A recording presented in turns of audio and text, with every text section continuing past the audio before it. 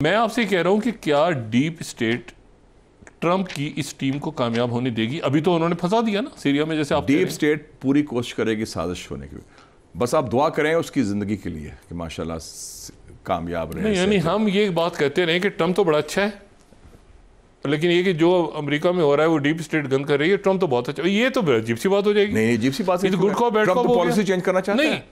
देखना, एक सदर आया इलेक्टेड, वो जो माजी की गलत पॉलिसी थी अमेरिकन एस्टैब्लिशमेंट की, अमेरिकन डीप स्टेट की, वो चेंज करना चाह रहा है। अमेरिका कुछ भी फर्ज करें, अमेरिका कोई कदम उठाता है फरवरी में, मार्च में कोई स्टेप लेता है, तो आप क्या कहेंगे कि ये डीप स्टेट ने करवाया है, अमेरिका ट्रंप ने नहीं करवाया? नहीं, ये तो बड़ी 20 जनवरी के बाद जो फैसले होंगे वो प्रेसिडेंट डोनाल्ड ट्रंप के होंगे।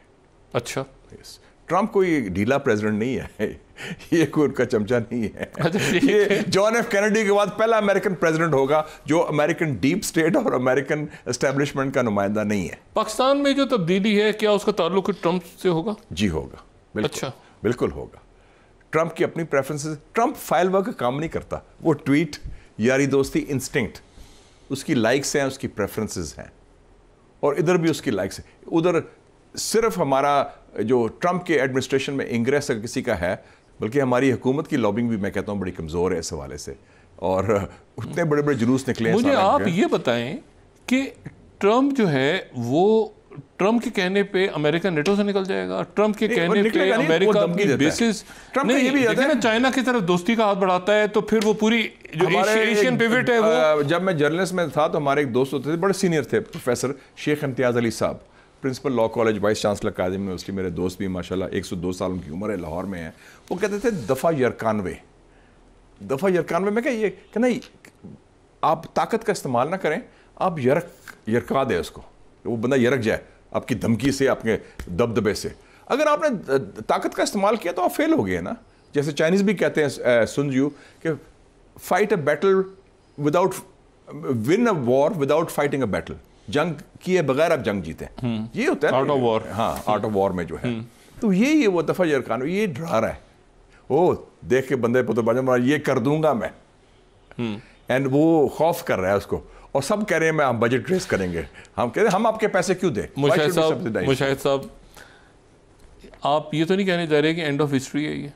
नहीं, एंड ऑफ हिस्ट्री नहीं है, it's a new beginning in history. नहीं, एंड ऑफ हिस्ट्री, हाँ, एक एंड ऑफ हिस्ट्री जो है, एक end of history to some extent, मतलब हिस्ट्री खत्म नहीं होती वैसे। नहीं, वैसे वो जो किताब, एक चैप्टर है, वो जो किताब जब छपी तो उसका यही था कि अब दुनिया में चैन ही चैन होगा, क्योंकि अब जो है वो कोल्ड वॉर खत्म हो चुकी है, दीवार गिर गई है, अब दुनिया में मतलब वो हिस्ट्री खत्म नहीं होती, नया चैप्टर शुरू होता है। एक बाब खत्म हो गया, अमेरिका जैसे जवाल शुरू हुआ, चीन का राइज शुरू हुआ, एक तब्दीली का साल है। तो अब 2025 जो है ये एक पुरसुकून, अमेरिकन, मेरे दोस्त भी कहते थे हम सोच नहीं सकते कि आर्टिफिशियल जनरल इंटेलिजेंस आ रही है, और जनाब ये नए चैलेंजेस आ रहे हैं, क्वांटम, क्लाइमेट चेंज, आर्टिफिशियल मतलब ये दुनिया इस तरफ जा रही है, ये फटे खत्म है।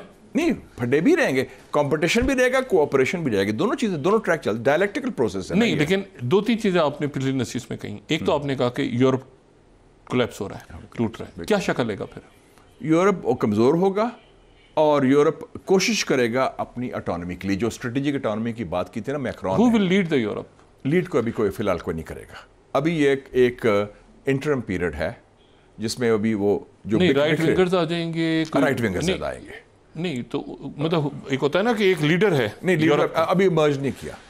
वो ब्रेक्जिट में आना था, जिस प्राइम मिनिस्टर ने वो फारिग हो गया, फ्रांस का बेचारा। इसका कोई काम के लीडर नहीं, पिग्मीज हैं, बौने हैं इस वक्त, लीडर कोई नहीं है, सब बौने हैं। अच्छा, वर्ल्ड में भी लीडरशिप का बड़ा कहतो रजाल है इस वक्त, ज्यादातर तो बौने हैं, हमारे मुल्क में भी क्या सियासी बौने हैं लोग। नहीं तो मुझे आप ये बताएं ना कि इसमें, इस पूरी पिक्चर में यूरोप के अंदर आप देख रहे हैं कि ये हिजान कंटिन्यू करेगा, राइट विंग, इलेक्शन, गवर्नमेंट्स गिरेंगी, आगे पीछे नहीं, वीक यूरोप, डिवाइडेड यूरोप। और यूक्रेन की जो की जंग खत्म होगी तो भी बहुत अपने पीछे तबाही फिर के जाएगी। देखिए, मतलब उसके जो अंडे बच्चे होंगे, उसके पीस डील कैसे होती है, ये जो डोंबास के इलाके हैं, क्या ये रशिया ले गया, डोंबास और लुहांस्क जो है, पूरा वो रिपब्लिक्स को तस्लीम करेंगे। मतलब एक बहुत बड़ा इशू, क्राइसिस तो खड़ा रहेगा। जॉर्जिया, उधर हंगामे हो रहे हैं, रोमानिया में हंगामे हो रहे हैं। जिनके बारे में पुतिन कहता है कि रेवोल्यूशन करवाया जा रहा है यहाँ पे, वो कलर रेवोल्यूशन। हाँ। अच्छा, तो ये यूक्रेन में तो कलर रेवोल्यूशन करवाया गया था ना 2014 में, जॉर्जिया में भी कहा था 40 से पहले। अच्छा नहीं, तो ये इधर हो गया। एक कुछ इलाके, कुछ मुल्क अचानक खामोश है, पुरस्कार खामोशी छाई हुई है, वो है सेंट्रल एशियन रिपब्लिक्स। यहाँ क्या होगा, क्या हो रहा है? बल्कि मैं बड़ा अच्छा नक्शा देखा, मैं जोड़ दूं अगर आज़रबाईजान और आर्मीनिया नहीं, बल्कि अभी कई एक नया थ्योरी भी पेश हो रही है कि ये सारे स्टैंड्स जो हैं साथ है ना, Pakistan, Afghanistan, Kazakhstan, Kyrgyzstan, Turkmenistan, Tajikistan, Uzbekistan, ये अगर सारे इकट्ठे हो जाएं तो ये तो कॉन्फेडरेशन अगर इनकी हो जाए तो चौथी बड़ी वर्ल्ड पावर बन जाएगी। और इनके जो लिंक है, और इसका आउटलेट टू द सी पाकिस्तान है, गवादर पोर्ट, कराची पोर्ट। तो एक हमारा एक बड़ा कलीदी किरदार बनता है इस सारे खत्ते में। ये स्टैंड सारे हमारी तरफ देख रहे हैं, स्टैंड कहते हैं ना, ये सारा एक नया चीज़ है। एक मुस्लिम मिडिल पावर्स, और हम ब्लैक सी तक, और अगले 10 सालों में मुस्लिम मिडिल पावर्स 5 होंगी, पाकिस्तान, तुर्की, ईरान, सऊदी अरेबिया और इंडोनेशिया, जो अपने अपने खित्तों में अपने रीजनल पावर्स के तौर पर एज मुस्लिम मिडिल पावर्स ये फैसले करेंगी। तो हमारे लिए बहुत बड़ी अपॉर्चुनिटी है, बट ये हम इस गंद से निकलें, इस अपनी पॉलिटिकल ट्राइबलिज्म से निकलें। ये जो ना ख़त्म होने वाली जंगें हैं, हम कहते हैं ना पेंटागन डीप स्टेट ना ख़त्म होने वाली जंग करा रहा है, हमारे अंदर क्या हो रहा है, हम यही कर रहे हैं। तो हमारी सोच तब्दील करनी पड़ेगी। Ground realities have to change.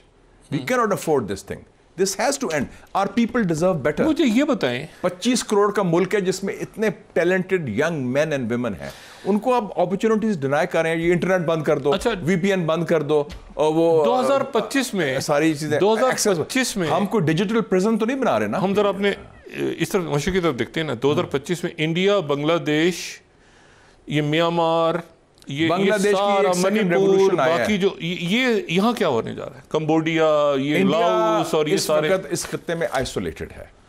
Maldives में इंडिया आउट कैंपेन पर जीते हैं, नेपाल में माओइस्ट गवर्नमेंट है। ताल्लुकात बेहतर नहीं हुए क्या?